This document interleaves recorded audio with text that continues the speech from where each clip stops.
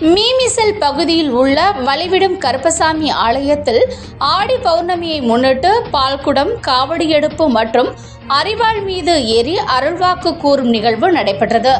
புதுக்கோட்டை மாவட்டம் அறந்தாங்கி அடுத்த மீமிசல் குடியிருப்பு கிராமத்தில் அருள்மிகு வழிவிடும் கருப்பசாமி ஆலயம் உள்ளது.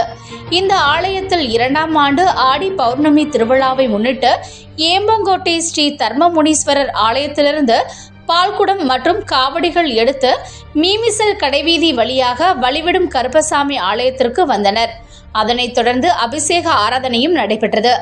இதில் மாதவன் பூசாரி என்பவர் அரிவாள் மீது ஏறி அருள்வாக்கு சொல்லும் நிகழ்வு நடைபெற்றது. அதில் பொது அருள்வாக்காக இந்த ஆண்டு விளைச்சல் என்பது ஒரு புறம் செழிப்பாகவும் ஒரு புறம் வறண்டும் காணப்படும், அதை சரி செய்வேன் என வாக்குறுதி அளித்தார். அதனைத் தொடர்ந்து இந்த ஆண்டு ஒரு அரசியல் தலைவர் உயிர் சேதம் நடக்கும் என கூறினார்.